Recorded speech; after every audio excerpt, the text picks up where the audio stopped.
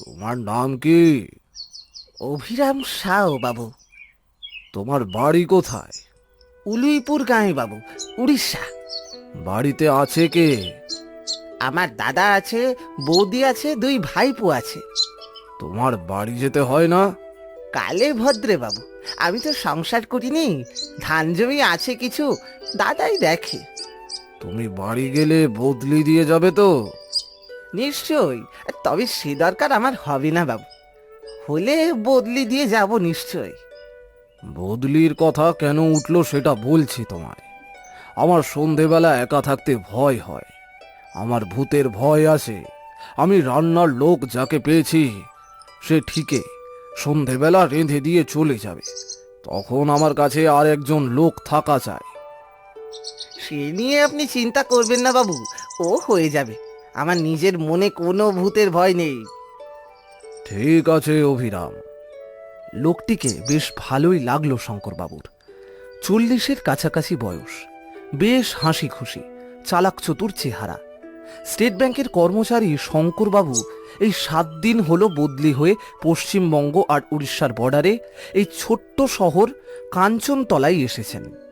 নিজে একা মানুষ, দুখানা ঘর সমেত একতলা একটি ছোট বাড়ি পেয়েছেন। তাতে তার চলে যাবে, তবে বাড়ির পরিবেশ নিরিবিলি, তাই একজন চাকর সবসময় থাকা দরকার। শঙ্করবাবুর ভূতের ভয়টি একটা খাঁটি ভয়। অনেক বছর ধরে অনেক চেষ্টা করেও সেটা কাটিয়ে উঠতে পারেননি।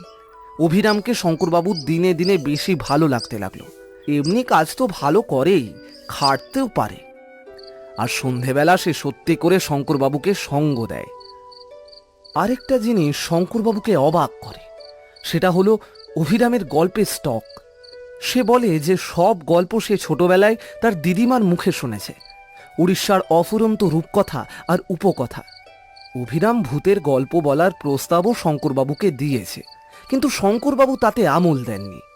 আমি কিন্তু অনেক ভূতের গল্প জানি বাবু। তা হোক, ও জিনিস তুমি বাদ দাও।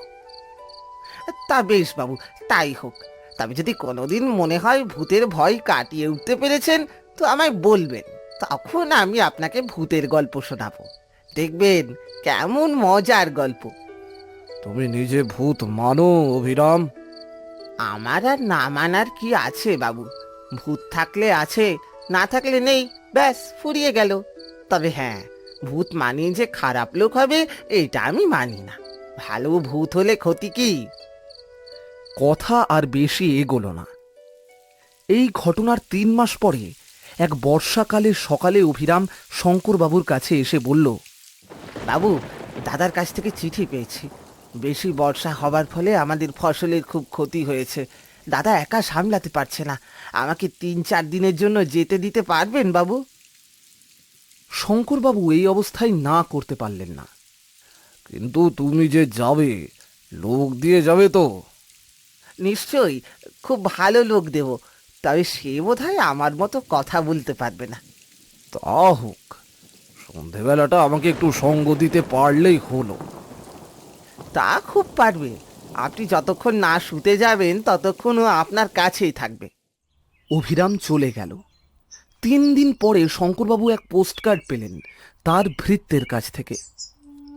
খবর ভালো নয়, আরও 3 দিন লাগবে সামাল দিতে, তারপর অভিরাম ফিরবে। শঙ্করবাবু কি আর করেন?